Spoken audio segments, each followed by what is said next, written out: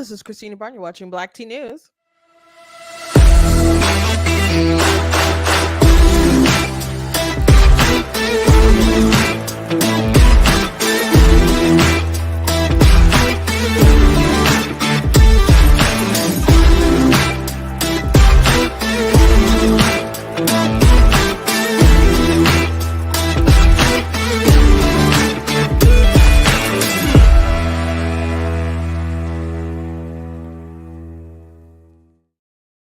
Hello, hello. Welcome to Black Tea News. I'm your host, Christina Barr, and today we're going to be talking about some this craziness on the college campus that is continuing to erupt, and it's obviously coordinated, and we'll be just talking about that and some of the antisemitism that's going on, the how they've left just garbage and these places to be a mess, and some of these colleges are meeting the demands of these crazy kids who have taken over, which is only going to breed more problems. You should never give in to the terror brats. And I was going to say terrorist, but I thought that might get it like dinged from Facebook or something. So don't give in to the terror brats when they decide to take over the colleges and whatnot. If they're trespassing and terrorizing other people, um, arrest them, especially if they're breaking into buildings and apparently holding janitors hostage and all sorts of different things. Get the police involved. But this is going on entirely too long. But ultimately, it will be terrible, I think, for Joe Biden, especially as their Democrat conventions persist. And I wonder how they're going to handle that because people are like, oh, they're going to have these pro-Hamas people out there, and it's going to be terrible for the Democrats. And what makes you think that they will not have it on lockdown and make sure that they don't embarrass the party? We'll have to see what happens. We'll have to see what happens. I'm not convinced that Biden and them will just allow all this kind of chaos to reign right outside of the DNC convention. Not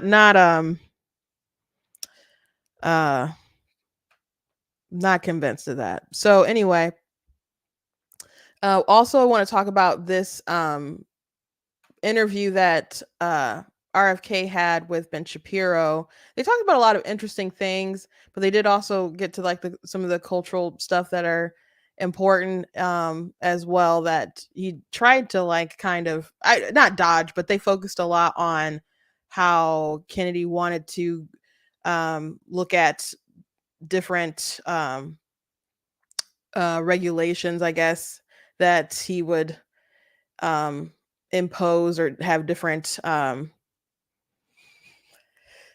different agencies, how he sued them in the past. He knows how to go in and dissect them. So he was interesting, and there's definitely things about his pitch that I'd like to see talked about. I think he would be a welcome addition on a debate stage with Trump and Biden. I don't know off the top of my head how much he'd have to qualify to be able to be a part of a debate like that. But I think more conversations are better, and he adds a different element. There's things that he says that make me concerned for his presidency if he were to win. But I suppose there's concerns all the way around. I don't expect him to win. It's just interesting to see where the votes will be coming from, and will he be a bigger detriment to Biden, or will he be a bigger detriment to Trump? But I want to look at that section about abortion, which I haven't actually watched yet, so we'll actually talk about that live. Anyway, before we jump into it, I want to encourage you guys to go to blacktnews.com, check out different content on my website, different articles, videos, etc. If you like what I do here, please consider leaving a donation at blacktnews.com/donate, because it does cost a stream around my website, all the stuff so you guys can support. I very much do appreciate it. You guys can check out different merch and other things on the website if you would like to support in that sort of way. We got like the cool "I'm not the victim you're looking for" shirt. We got this "Denounce white supremacy, defeat Joe Biden" shirt with a bunch of racist stuff that he did on the back. So you guys can get check that out and other stuff. We have black tea mugs as well. If you're watching on Facebook, you guys can send stars. If you're watching on YouTube, you guys can send super chats as well. So first things first, there's this clip going around. Kamala Harris was on the Drew Barrymore show, and some of these celebrities are, many of them, most of them are really cringe. And apparently, she asked Kamala Harris, would she be the mamala of the country? And a lot of these celebrities have just like terrible takes, and Kamala is who genuinely likes her. I don't know, but here it is. I've been thinking that we really all need a tremendous hug in the world right now. Yeah. But in our country, we need you to be mamala of the country.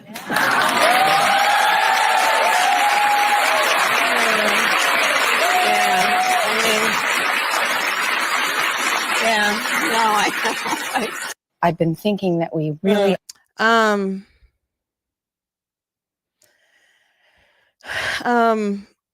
okay, so Drew needs to stop, and I don't know how much of this is her personality. I saw other people talk about that first earlier, and they were like, she probably rehearsed that in the mirror, because they are actors. So you don't know how much is like organic and how much is their personality versus how much of a show they're putting on. But to ask that question, she perhaps sincerely maybe means that, but when my immediate reaction to hearing her say that is that I have a mama. I have a good mama, far better mama than Kamala. I don't know her personally, but my mom is a 10 out of 10. So I don't need Kamala, who doesn't really scream maternal instinct, who is one of the most insincere people who's been in the Senate, I would say, who had a kind of distasteful, to be polite, rise to power and fame. And I will never forget, and I've mentioned it many a times, during the whole Kavanaugh situation, when they were having a press conference and she announced, like, oh, I believe her, talking about Christine Blasey Ford. And I was so annoyed. I'm like, you're a prosecutor. You literally did not hear her talk yet. You did not hear her testimony. How can you just announce that you believe someone and you don't even know the facts? You don't even know the facts, but you just believe the woman with no date, time, location is correct, even though everyone who's associated with the story doesn't corroborate it at all. So she's really interesting, to put it nicely. I don't like Kamala at all. At all. Not even like, oh, there's might be some quality. I don't like her. She's radical, super radical. I remember talking to someone and they didn't like they're trying to make it racial about Kamala, and they're mad. And this was like a Republican who was mad. And they're like, well, they're mad because Marsha Blackburn said that Kamala was the most liberal Democrat in the Senate. And I'm like, well, there was actually like a rating or something that she was one of the most liberal. I'm like, that's just a fact. It's not someone. And how would that be like a racial comment? Because they said it. I'm like, bro, she just is. This is Kamala Harris, who had, had the authorities, get David Daleiden for breaking stories about the horrific things that Planned Parenthood was doing, and didn't really care about uncovering the selling of the body parts and whatnot. And it's like, oh, go after the person exposing it. She's one of the most radical people there is. It's someone who goes to these abortion clinics and uplifts that's like if only she cared about the border as much as she cared about, offing the children of our nation. And yet Drew Barrymore sits on her couch and says, "We really need a mamala." I'm good. Seriously, I'm good. I'm so good. I don't need the mamala. All right? Um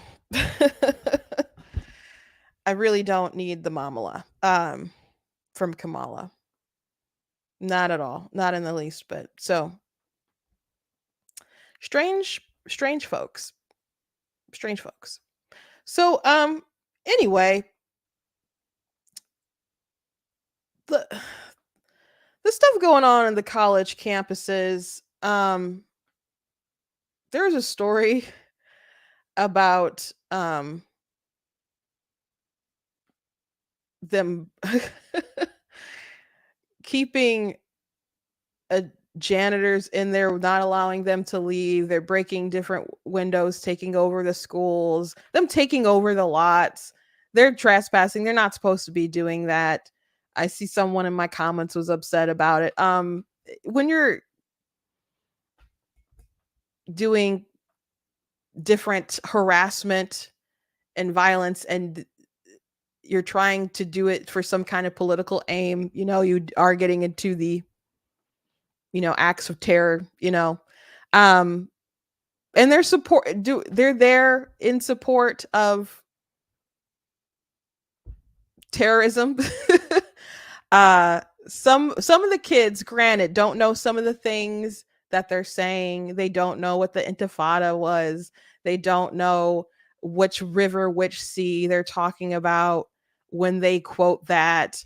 There are people holding up signs blatantly supporting violence and so on. So there's some really bad actors in there. I played the video for you guys the other day about the guy who said that he wanted all Zionists to die. Zionists should die for the good of the world or whatever. And he said no one, he hasn't had to kill anyone yet, which I wasn't convinced he was going to be quite the savage himself. But this is they amp up these crazy messages, and someone might be crazy enough to do something, and it is coordinated. So Fox News decided to run a report on some of this background in organization. So let's watch a snippet of their report here. But it might have even been Fetterman who mentioned like a lot of this stuff, even these tents, they look the same. Maybe it wasn't Fetterman, but people have begun to notice there's a lot of similar things going on in these different campuses. There is some kind of coordination there. From the West Coast, William and La Jeunesse, on the far left, groups who are paying for and likely stoking these campus protests today. William, what you find out? Good morning.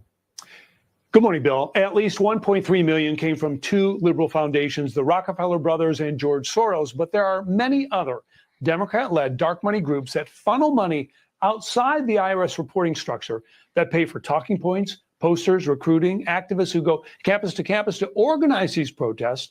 But even universities bankroll anti-Israel groups through the student activity fee. Who are they? What do they want? And where is their money coming from? These protest groups go by different names. The largest, Students for Justice in Palestine, receives funds, among others, from a liberal New York foundation called Westpac, as well as activity fees charged to each student by their university, according to the watchdog group NGO Monitor. Yet none of these universities would tell us how much student money is given to pro-Palestinian groups. The fact that universities now are hiding or giving excuses for not providing that information when they absolutely have to know what that status is something that is very, very much, I say, counter to democratic processes. Another group, the U.S. Campaign for Palestinian Rights, claims to have led 43 protests or demonstrations last year. It provides banners and signs, salaries and stipends to hire fellows and activists who go campus to campus, running campaigns demanding the U.S. cut ties with Israel. Among their fellows, Malaka Fana, who disrupted a private dinner at UC Berkeley, and Craig Burkhead Morton, who, according to the Yale Daily News, was arrested for trespassing. Another is Nida Laffey, who spoke Wednesday at a University of Texas protest and previously had been detained for blocking a Biden motorcade in Dallas, according to the Palestinian Youth Movement. The Campaign for Palestinian Rights reported $1.3 million in revenue in 2022, much of it coming from the Rockefeller Brothers Fund and George Soros Open Society Foundation. Surprise, surprise, surprise, surprise. And I'm not in the least bit. So not in the least bit. I think that they should, well, they did arrest some of these kids, but in some cases they just, let them go, and they go on to just come back up there and act a fool. I mean, here's a video of some of them breaking and entering. Obviously, they shouldn't be doing that stuff. And this isn't just a difference of opinion. This is criminal activity here, guys.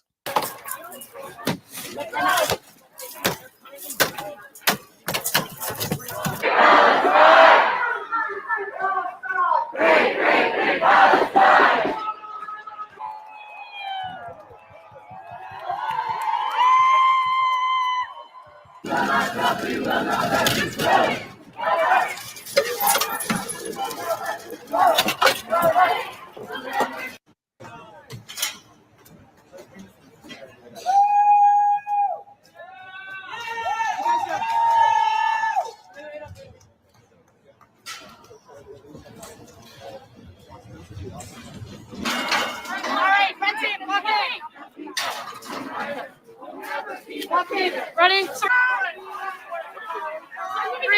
Free Palestine! Hey, chill. Can you walk around that side? Please, everybody, you don't need to do this. Can we get back up behind us? Red team behind us. So anyway, yeah, these kiddos need to grow the heck up.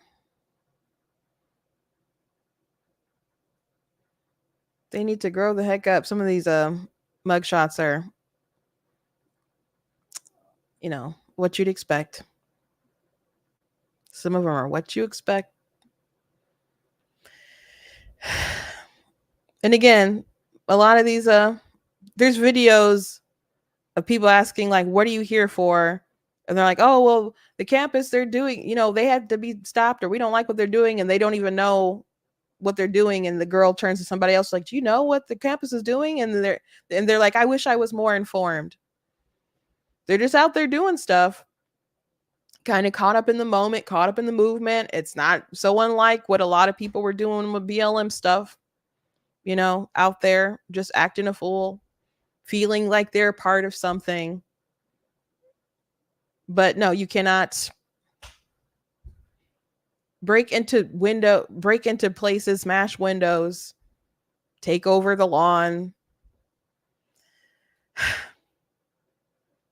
But there was an interesting story about how some colleges, Northwestern particularly, cut a deal with the encampment organizers and decided to establish full ride scholarships for Palestinian students. That's probably not a good idea. So this is from National Review. After 5 days of anti-Israel demonstrators occupying Deering Meadow and Northwestern University's campus, Northwestern President Michael Schill and the rest of the university's leadership decided to accede to several of the protesters' demands, while not committing to divesting its endowment from companies that do business in Israel and ending partnerships with Israeli institutions, the university released a list of concessions in a celebratory statement Monday after an exchange for the removal of the encampment on the lawn. Most notable among those concessions is a promise to offer full ride scholarships to Palestinian students and guaranteed faculty jobs for Palestinian academics. The university will support visiting Palestinian faculty and students at risk, funding 2 faculty per year for 2 years, and providing full cost of attendance for 5 Palestinian undergraduates to attend Northwestern for the duration of their undergraduate careers. The document reads, the university commits to fundraise to sustain this program beyond this current commitment. As National Review reported in March, over 70% of Palestinians support Hamas' October 7 attack against Israel, and 75% of Hamas support Hamas as the governing body of the Gaza Strip. Northwestern will also provide a house of many Muslim students and will advise employers not to rescind job offers for students engaging in speech protected by the First Amendment. Other concessions in the deal Schill and the rest of the Northwestern's leadership struck with the encampment occupants, one of whom assaulted a student journalist attempting to take a video, including students' oversight of the university's partnerships with the suppliers and the investment of its endowment. The university will include students in a process dedicated to implementing broad input on university dining services, including residential and retail vendors on campus, Northwestern's leadership wrote, as well as forming a committee on investment responsibility with representation from students, faculty, and staff. The deal Northwestern struck with the protesters who hung a sign showing a crossed out Star of David on the lawn's fence, has drawn condemnations from a variety of groups and individuals.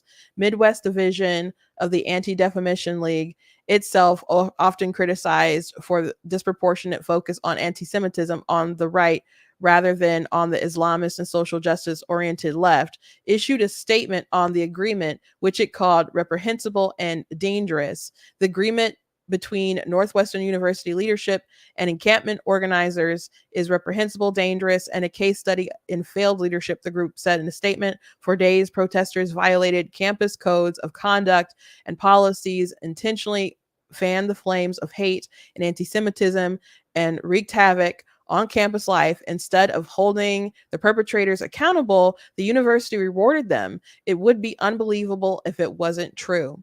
Israel's Chicago consulate posted a statement on X as well, writing that the university had declared itself a safe space for anti-Semitism. We are appalled by Northwestern's decision to turn its back on Jewish and Israeli students who have been targets of hateful harassment and intimidation, the consulate wrote. This decision rewards the pro-terror, anti-Israel, and anti-American aggressors on campus. This appeasement agreement is a dark day in Northwestern history. Dan Sinor, host of Call Me Back podcast and author of multiple books on Israeli society, described the agreement as unnerving. So how will this work? Pro-Hamas demonstrators get to influence decisions on Northwestern U hiring of Jewish vendors? Guy Benson, Northwestern alumnus and political commentator, asked whether there will be any consequences for people who knowingly violated campus policy, especially the students and faculty who resisted NUPD on video, and the individual who assaulted a student journalist on video. One of those Northwestern employees who violated university policy is Stephen Thrasher, who chair of the social justice and reporting at Medill School of Journalism, with a history of unsavory comments about Israel, comparing the Jewish state to Nazi Germany and the transatlantic slave traders. A thread posted on X immediately after October 7th in which he justified Hamas's terrorism.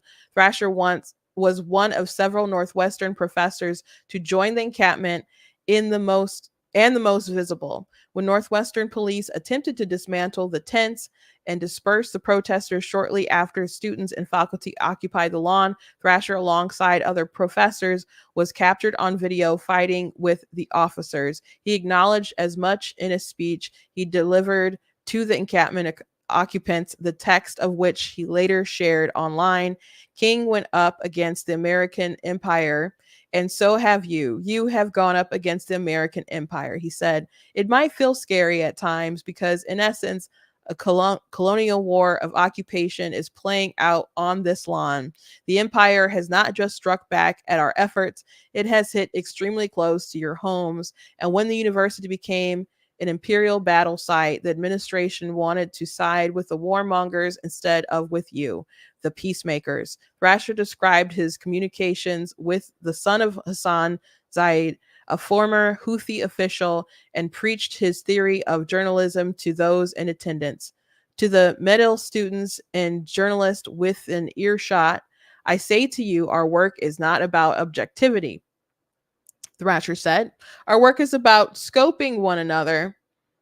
I'm sorry, our work is not about scooping one another. Our work is about you putting your brilliant minds to work and opening your compassionate hearts and linking your arms together, understanding all of our fates are interconnected. Another faculty member in the encampment, global health professor Noelle Sullivan, was captured on camera putting her hands on a student filming and her attempting to knock his phone out of his hand. Josh Hahn, a faculty librarian at Northwestern, published a screed accusing peaceful pro-Israel counter-protesters for carrying out acts of aggression and violence. Hahn has posted a litany of images on his social media accounts glorifying Palestinian terrorist groups and wrote that Israel taught him to believe in hell. National Review has previously reported that Northwestern has not taken anti-Semitic incidents on its campus seriously, with 3 members of its anti-Semitism task force having signed an open letter criticizing the formation of that very committee, and one being a leader of a campus organization that said its members resoundingly support Palestinian resistance immediately after October 7th. National Review has contacted Northwestern for comment multiple times over the course of the past week, and like Jewish parents concerned for their children's safety, has not heard back once. So that's pretty wild. If you had a bunch of kids coming together and camping out on your lawn and breaking the campus code of conduct, and in return you got scholarships and all sorts of different stuff, and they met your list of demands, that only teaches people that they can do this again, continue that bad behavior. I mean, protesting is fine, but obviously protesting is fine. People didn't think it was okay when people were protesting during COVID about, their jobs being taken away and their businesses going up in flames because they couldn't operate them. And or I don't know, people wanted to go to school, and I don't know, all sorts of things. People want to shut down protesting, but and then people immediately went out and did BLM protesting. So not everybody appreciates freedom of speech and is consistent, but can you just take over the lawn and house a bunch of pup tits? No. And the other sorts of things that people are doing, like I showed you, people breaking into buildings and smashing glass, and there's also videos of like signs and just there's stuff everywhere. It looks gross. Looks gross. But there's other encampments going on, and people are probably like, oh, well, they caved. They'll probably cave to us here. We can probably get stuff, here. So why is all this stuff going on? Probably because there's these institutions have a lot of radical people. Like the students are radical, but the teachers are radical. Many of them are. Many of the administrators. And if they're not, they will capitulate. So They probably understand that all this is a bad look, but why would they really want to bring the hammer down on a lot of these kids when maybe they share similar kind of sentiments? It's just really the institution at large that is really problematic.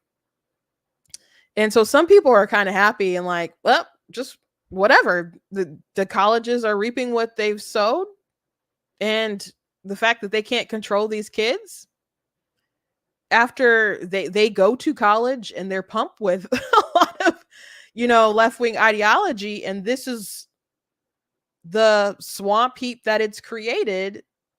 You're the author of your own demise, so be it. So some people just throw their hands up and are like, you get what you deserve. This chaos is what you deserve. Perhaps that's so.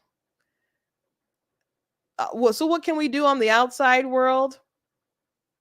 Well, regardless, if people are breaking the law and harassing and doing it crosses the threshold of people holding up a sign and saying their piece, and gets to people actually being aggressors in some kind of way. Regardless how you feel about the issue in Gaza or whatever, people need to be held accountable for those sorts of actions, or it's just going to breed more lawlessness. So even if you're like, the campuses need to fail, there at some point someone needs to have some kind of accountability. There needs to be some kind of law and order.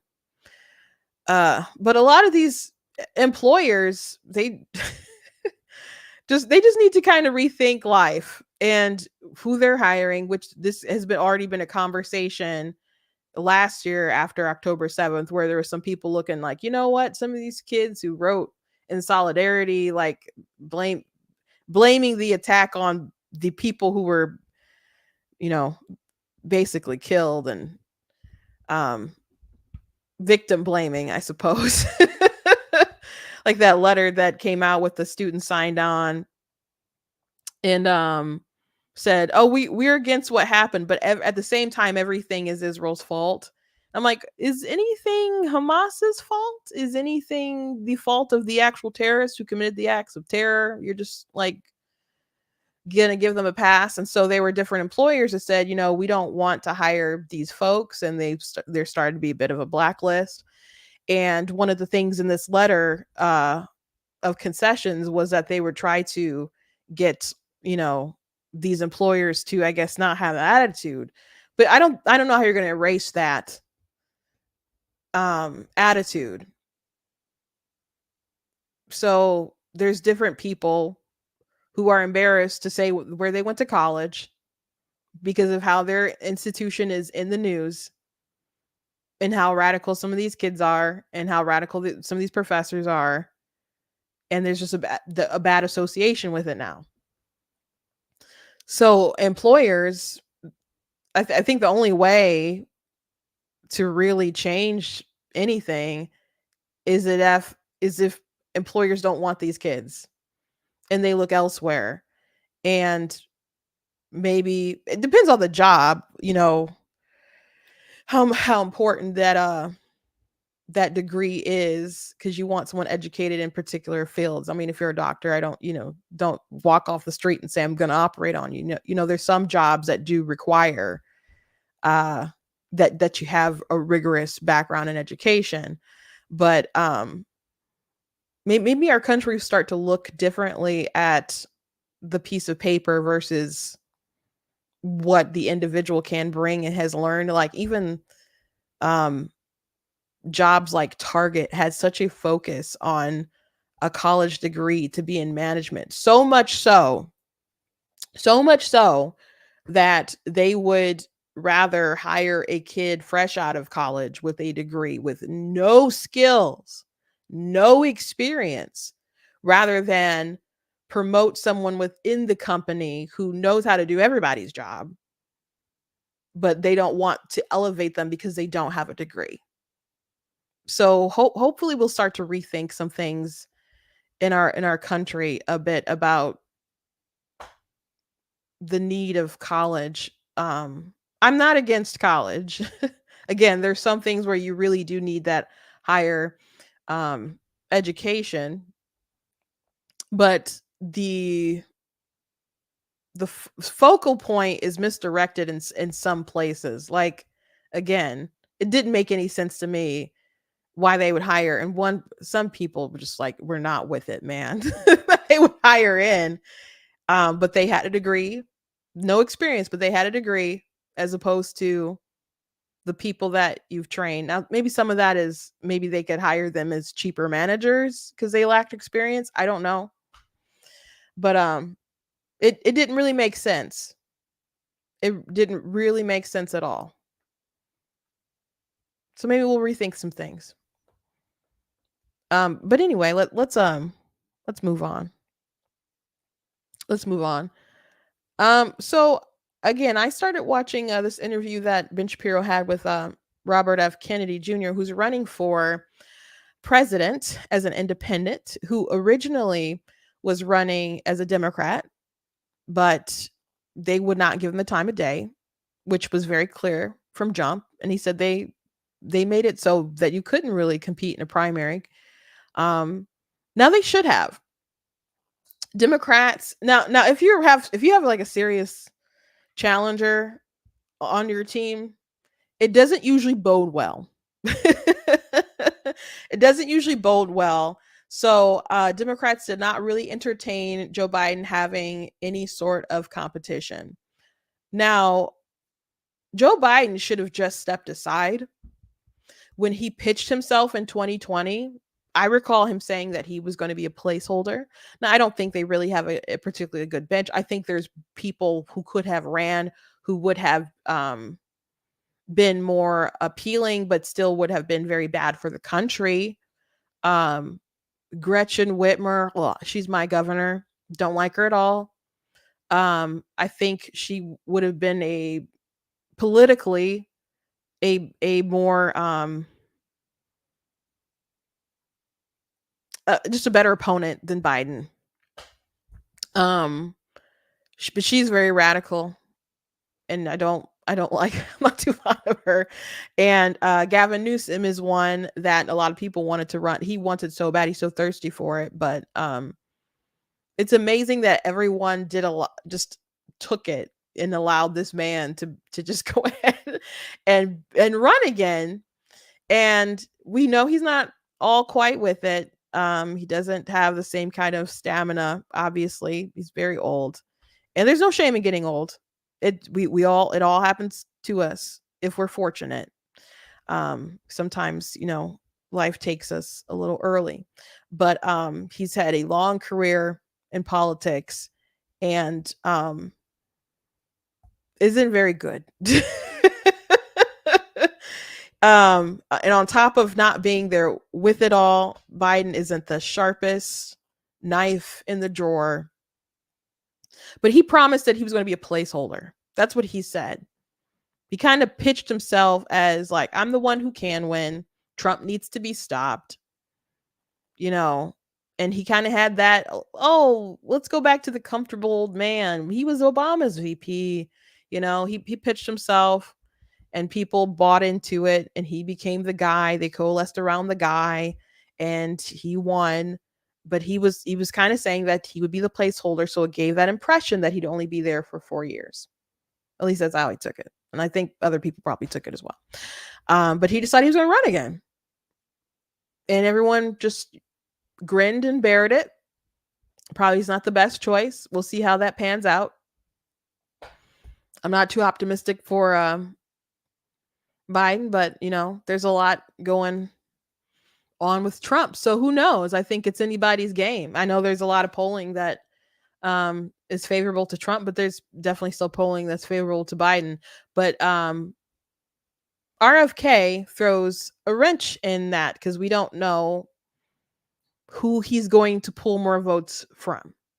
I think it was yesterday, that I think that if Trump was more humble about his COVID response and had more reflection about it, and you saw that he was going to come in with more of a determination to bring a reckoning in some kind of way, and make sure that something like this won't ever happen again, people would feel better. And I think some of the people considering RFK would maybe, be like, okay, I can be on the Trump train. Because policy wise, I mean, he's still a Democrat. So there's a lot of things that obviously RFK is more aligned with Biden and his team. He's not a Republican. He's not an independent. So you would think that he would mostly draw Biden voters. However, many Democrats are team players, just like Republicans have team players. But Democrats are, I would think, more consistently going to play on their team and not take their ball and go home. So I think at the end of the day, I don't know. I think it's a toss up on who he's going to pull votes from. And Trump and Biden have both attacked Kennedy. I think it would be interesting if he was on the debate stage with the both of them, because he's interested in things that they're not so interested in. He's talking about things that they're not really talking about. About, I don't know, our food and our drugs and what could be happening, and how these different agencies get royalties off of these different drugs that are approved. I'm like, okay, well, I can see how that can cause an issue, because you're not too, if you're getting a bunch of money for a vaccine or something, you're not too invested to find out if something's particularly wrong with it, So he was saying quite a few interesting things in his interview with Ben that I think should be discussed. People will dismiss them like, oh, conspiracy theory, blah blah blah. I'm sure there's many things that don't add up for what most people say, but he does add an interesting voice to the conversation, and let them fight. Let them fight. I think a 3-man debate would be interesting. I don't think either Biden or Trump would necessarily want that at all. Biden did agree to debate Trump, I guess, the other day. And Trump was like, anytime, any place, let's debate in Michigan at a rally, which isn't really a serious request. But and someone asked me, do I really think that Biden wants to debate Trump? And I'm like, he might totally want to do it. I don't know how his staff would feel about it. His staff probably wants him to have as little, contact with the media and talking to people as possible. But when he had that press conference after the report that came out about not charging Biden because he basically, a jury wouldn't find him guilty because he's not all there with it. But it was Biden's idea to come out and do a press conference, which he did not make himself look great. He tried to be, I'm vindicated, and then was, tried to do this righteous indignation thing because he was mad that they brought up his son when he actually brought up his son. But he's like, how could I forget? We got this rosary from, and he couldn't. So he, in the midst of him trying to defend himself, you could see that his memory wasn't all there. And again, getting old is a blessing, to live your life as long as he has and done all the things that he's done. It's a feat, I'll say. But father time comes for us all, and he's just, way past his prime. But that was his idea. So I'm sure his staff maybe isn't too keen on him having a debate with Trump. But he did okay in the debates with them before, especially that first debate. There's, became like old man yelling competition. So they drug him up with something real nice, and I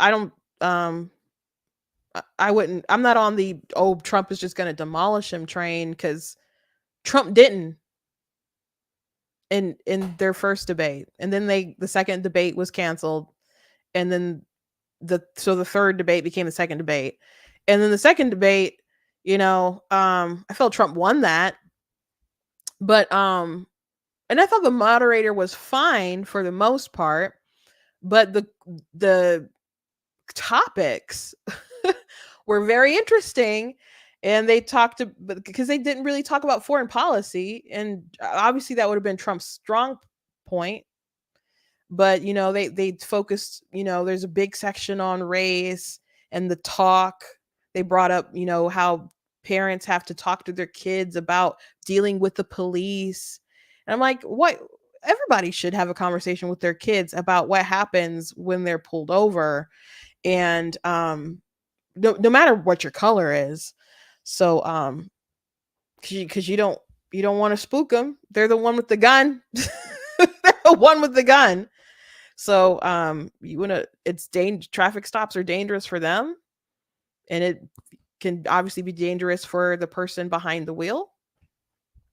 So you gotta be as careful as possible to make sure that everybody's, calm and alert, following instructions, and gonna go home.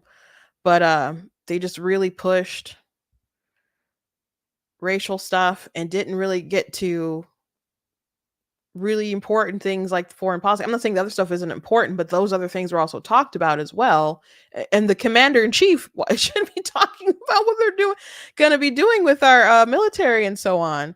So there are ways that they can arrange the debates to still, even if the moderators don't jump in to save them, to still favor Biden in some kind of way. So I'm not terribly convinced that if Biden gets on the debate stage with Trump, that he's just going to just collapse.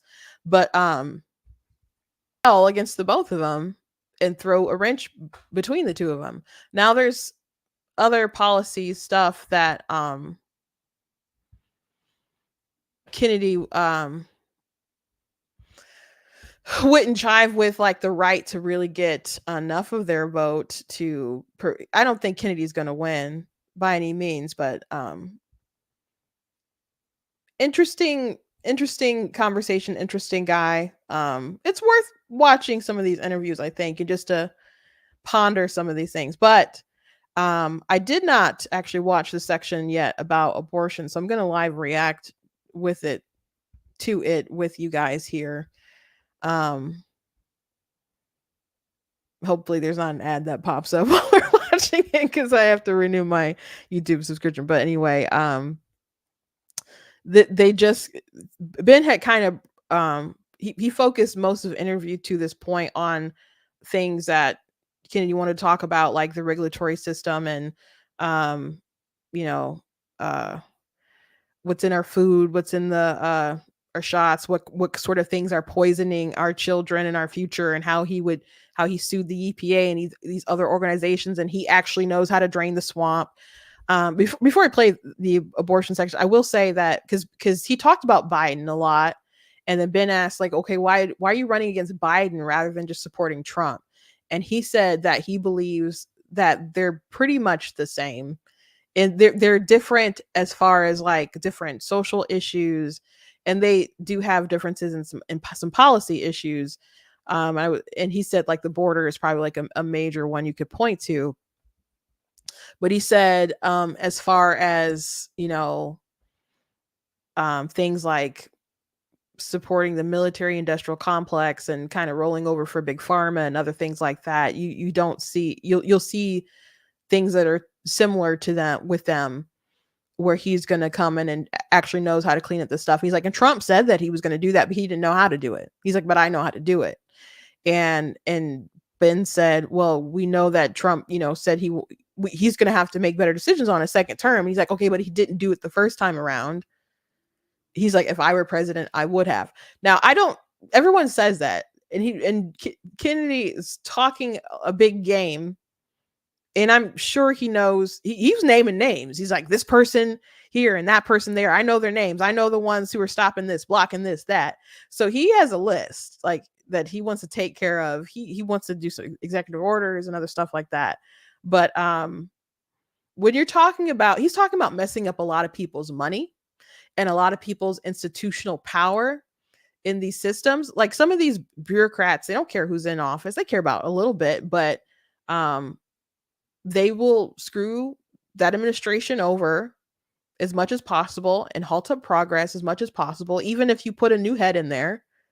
Like, okay, you'll be here for a little while, but I'm going to keep my job and we're going to sabotage you as much as possible, because they are going to retire with their cushy packages. So he says he knows what to do. That doesn't mean he's going to be able to do it. Somebody should try, though, I guess. But I like his confidence. It might be a lot of vibrato, though. Might be a lot of vibrato. But anyway, let's watch this conversation when they get into abortion, though. Do about those issues. So you mentioned, the hot button issues, and we really haven't spent a lot of time on them, specifically because I want to talk about the things that you're most passionate about and that you're most interested in with your campaign. But these hot button issues obviously do divide Americans. You become president of the United States, you're going to have to decide what to do on issues like what sort of legislation you sign on, say, abortion. So what do you do on an issue like that? Abortion? Yes. I mean, to take the most hot button issue in the country. My take on abortion is this. I grew up in a family where they're both pro-life and pro-choice.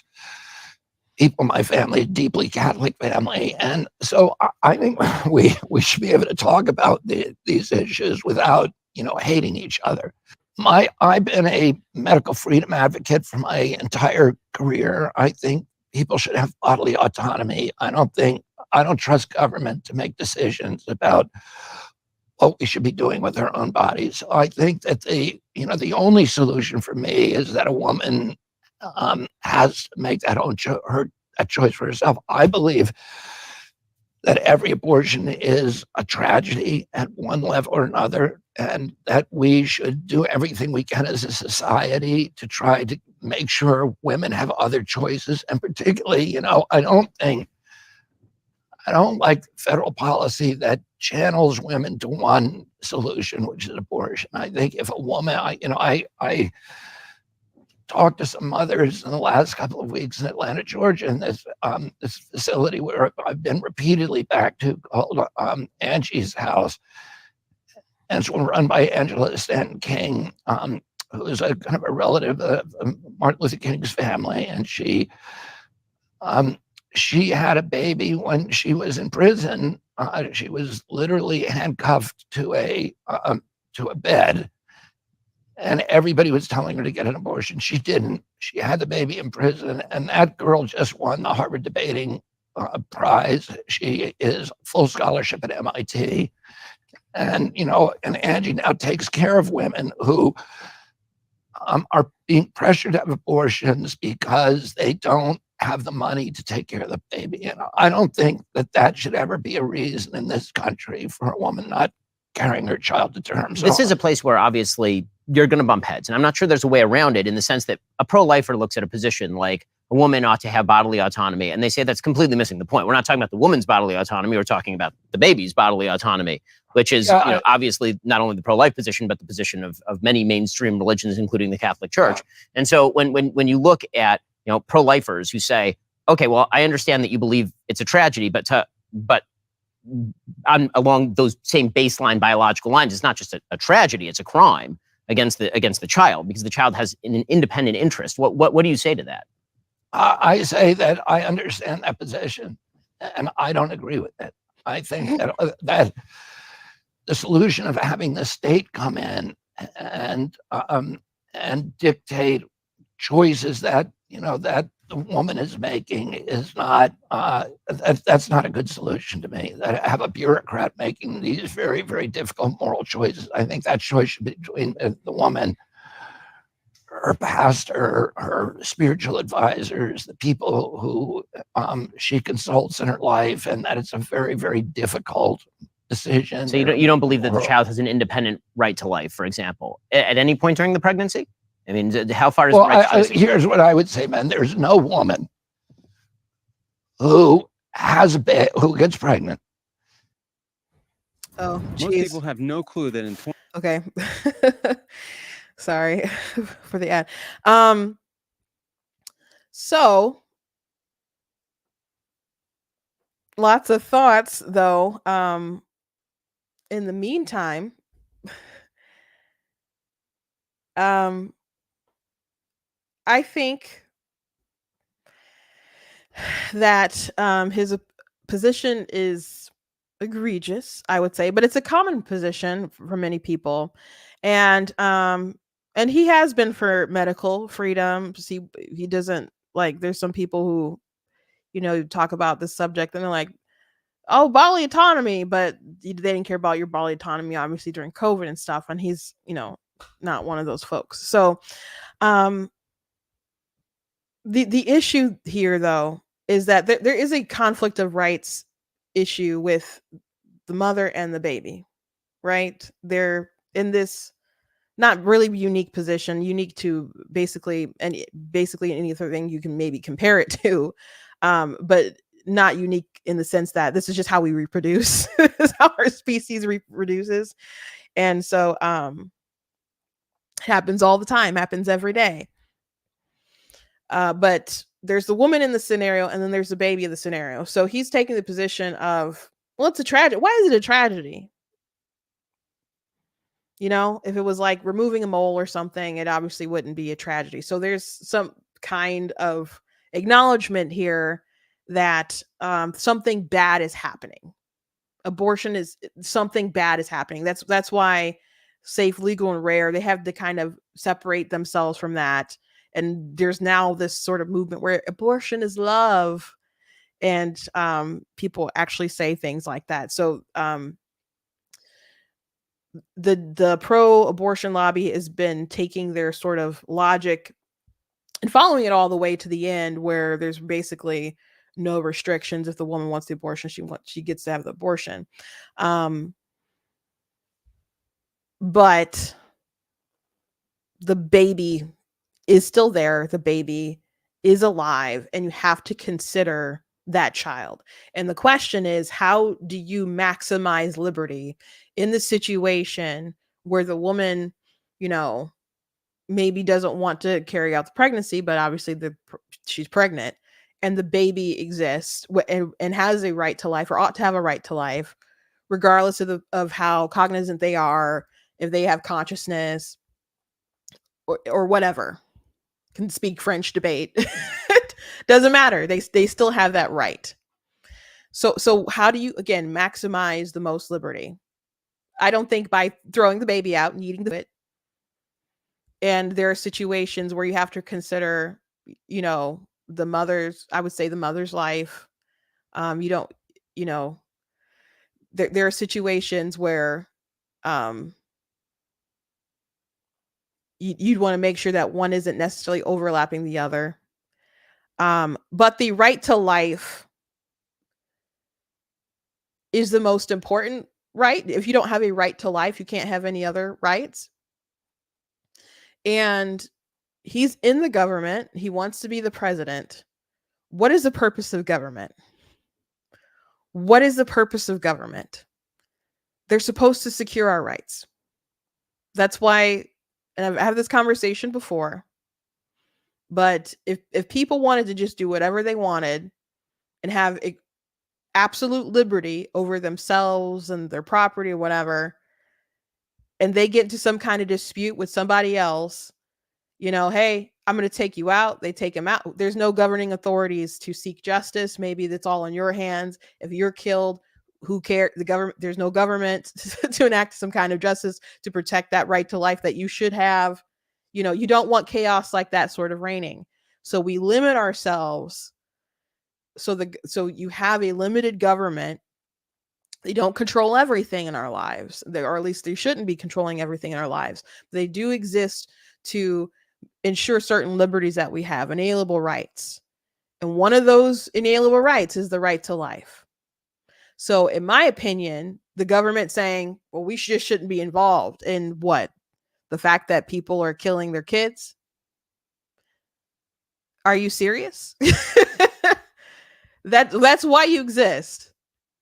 That's why you exist.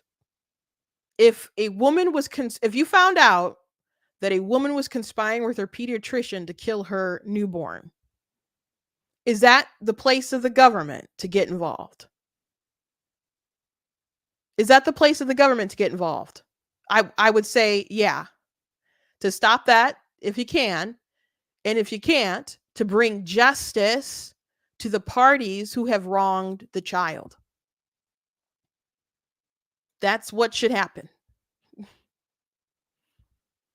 We wouldn't say, oh gosh, no government interference there. Too big. We're getting too big here. We wouldn't do that. And you could say there's a difference in location, of course, with the baby being in the mother. But again, that's a conflict of rights issue. So unless you can prove that the child isn't living, the child isn't human, the child isn't entitled to human rights, which people try. I haven't heard many good cases to say that those rights shouldn't apply to the child. The other option would be to make the case that the woman has the right to kill them. And they don't. They don't. And the argument usually whittles down to they believe because they don't apply all this logic outside of the womb. It's just in the womb.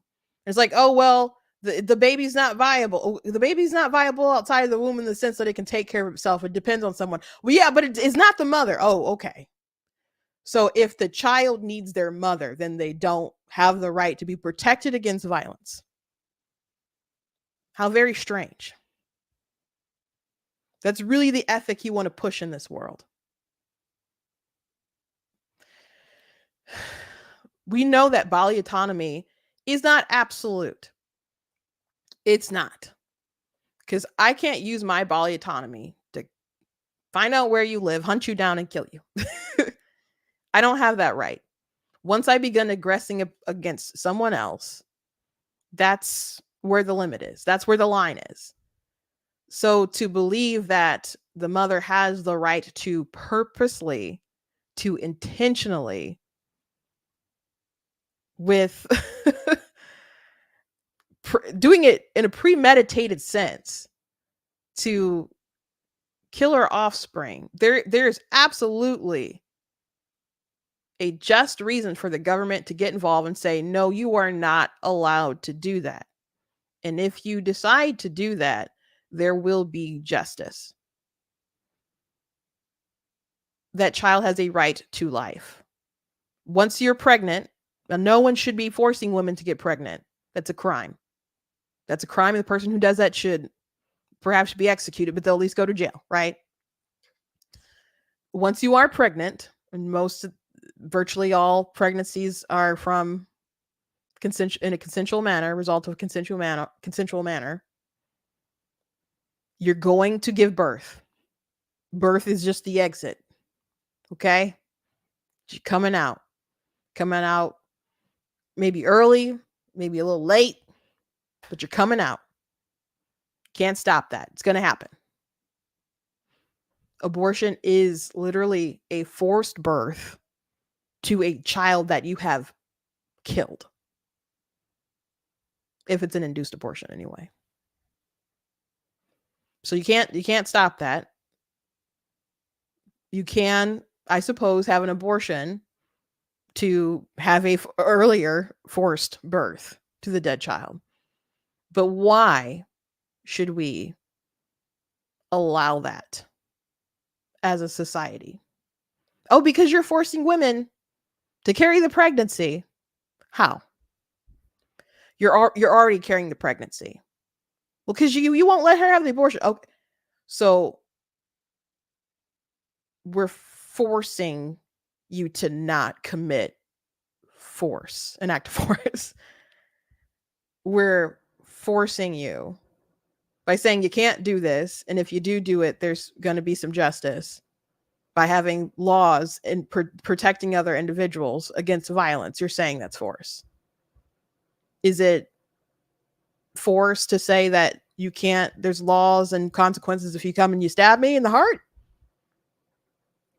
There's a lot of language that people use to make the government, I guess, seem like the aggressor, to make the child seem like the aggressor, when the people committing the act of violence is whoever the abortionist is. And many times, because people consume the pill, it's the mother who is that abortionist. So I totally reject Kennedy's statement. This idea that, oh, it's I can appreciate the sentiment that you don't want the government involved, but a lot of these folks want the government involved in a lot of aspects of our lives that they shouldn't be involved in. But protecting children from violence, how can you just tap out and say, yeah, that's not our place? What do you exist for? What good are you for? Literally, what good are you for? So anyway, let's watch some more of this conversation. Oops, sorry.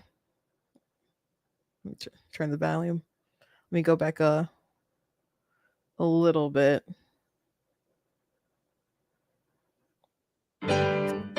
Another ad, I'm sorry. I think that choice should be between the woman, her pastor, her spiritual advisors, the people who she consults in her life, and that it's a very, very difficult decision. So you don't believe that the child has an independent right to life, for example, at any point during the pregnancy? I mean, how far is the right to here's what I would say, man. There's no woman who has who gets pregnant, carries that baby for 8 months, and then decides to have an abortion for some frivolous reason. They're in that kind of case, and nobody in their right mind would do that. In those kind of cases, there's some kind. He's wrong. Warren Hearn will do it. There's abortion doctors who will do it, and they will reason that Warren Hearn is an abortion absolutist, and he believes that every pregnancy is a health situation because it's in the mother's body. And now him saying that for a frivolous reason, okay, it might not be frivolous, but that doesn't mean that it needs to happen. Like, there's some women who don't find out that they're pregnant too very, very, very late. If you're talking about the 8th month or whatever, you can just be like 24 weeks. It doesn't have to be like, but I mean, I think all abortions are wrong, but if we're talking about the late ones, because but Ben did ask like how late into the pregnancy, and they always go to this. Well, no woman would do it for frivolous reasons. Okay, well, what if there's a woman in the UK? And I've mentioned this story before. Her doctor wanted her to abort her child, and it was like at 24 weeks because they found out its foot was like this, and they were like pressuring her and like, how are you going to take care of it? Because she was single at the time. And the mother felt like the doctor was pressuring her into it, and she kept her baby, and they amputated the foot and gave the baby a prosthetic, and the baby can climb and run and do normal things. He's a toddler, beautiful little boy. So some of these reasons that people think are, what do you view as frivolous? Because abortion lobby still thinks that women should be able to do it. There's some women who will get abortions really late because for the same reasons that people get them early. Their circumstance change, maybe relationship status change, their income level changes, there's an opportunity that opens up for them in the job market. Or maybe they didn't have the money for the abortion before and now it pops up and they do. Or maybe it took them a really long time to really decide, and life, whatever reason, pushes them into that decision. But saying, oh, well, no woman would in their right mind would do it. Well, okay, but do you believe in principle that should be an available option to her? Do you believe in principle that a woman should be able to do that? Because if you're saying you don't believe the child should be protected, like at what point do you think that child should have protection? Because it still kind of sounds like there is no point, and you should be able to allow abortions up into the whole term to the point where it probably breaches. Kind of those very, very rare cases where that happens. There's always some kind of extenuating circumstances that I don't feel prepared to turn that over to the government. So that, you and I will differ on that. And that's just a bad place where I differ. And I understand your position. I have tremendous respect for you. for for having that kind of that absolute moral clarity on that position. But I think it's more nuanced and complex than that. So, we only have a few more minutes. I want to ask you about the theme of your campaign and your hope for the country. So that's obviously, the end of that conversation.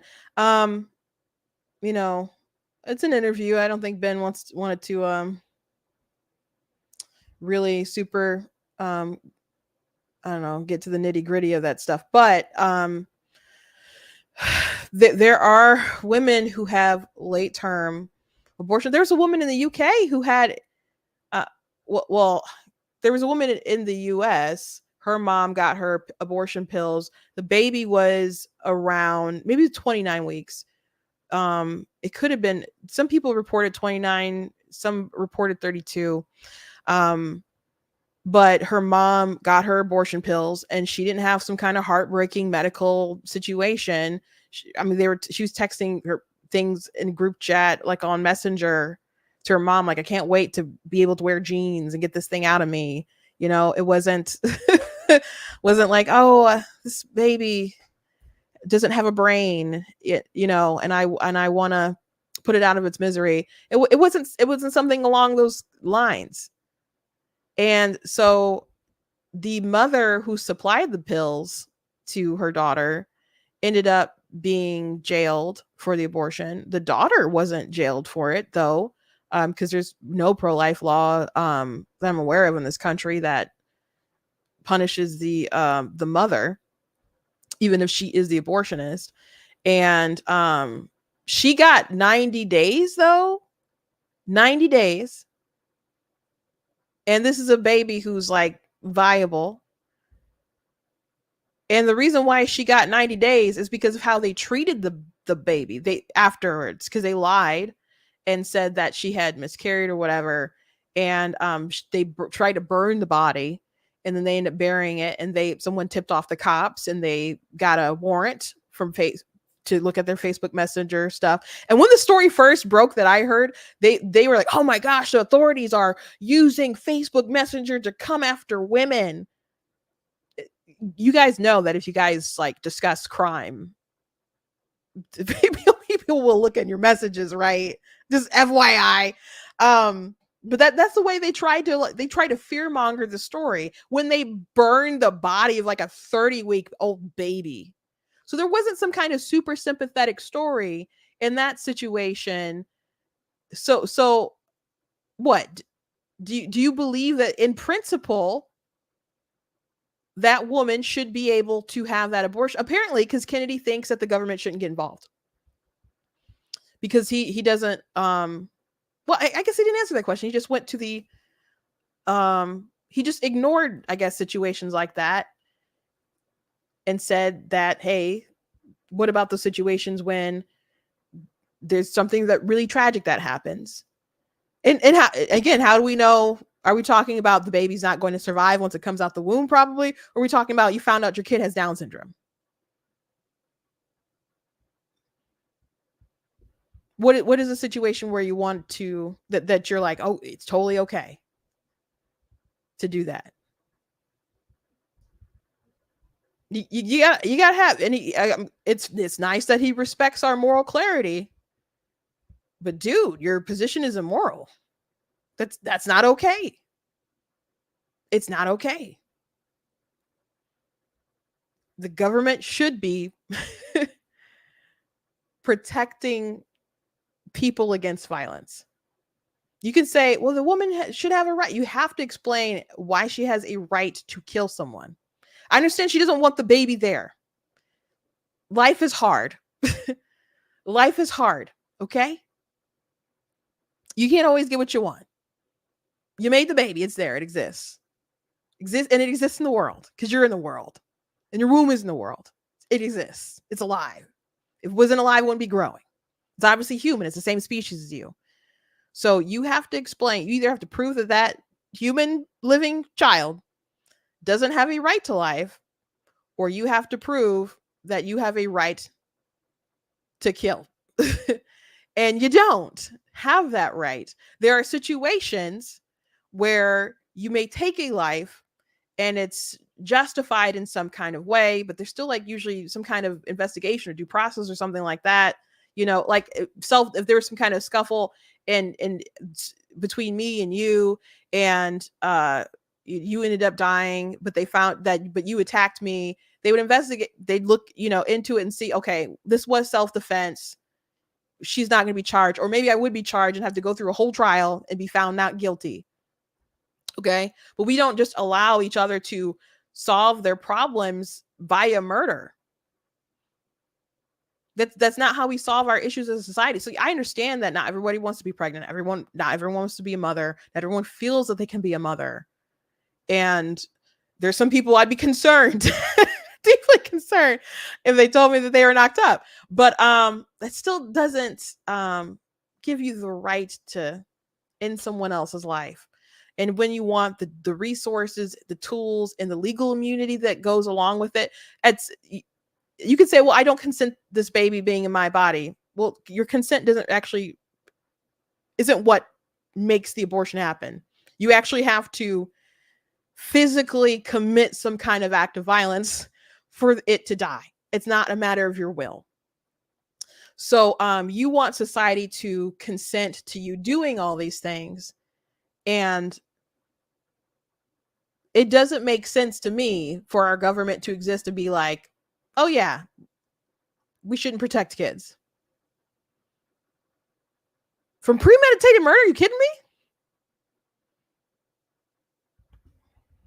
So anyway, there's a reaction. The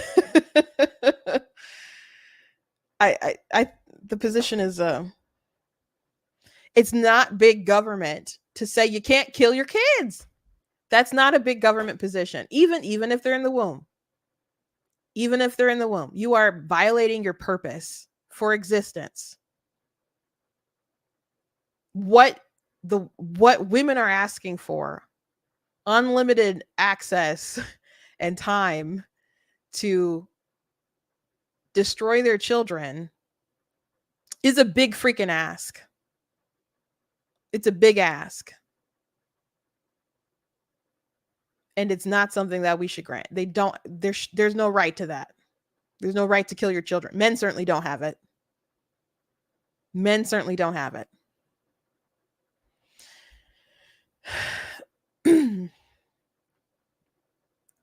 And if you want to say, well, the baby doesn't actually have a right to life because the right to life doesn't include the right to use someone else's body, I don't actually buy that.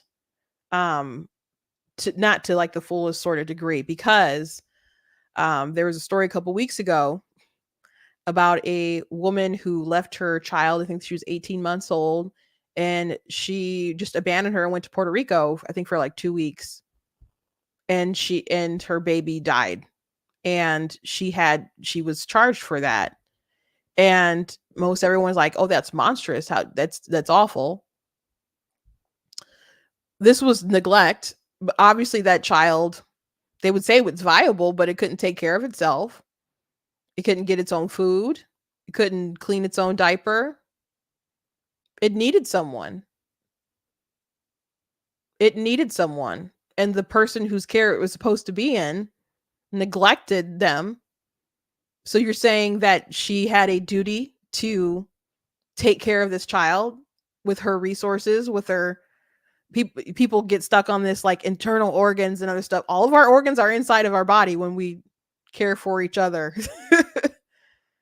So we do believe that there's some sort of parental obligation there. And there is there's cases where, yes,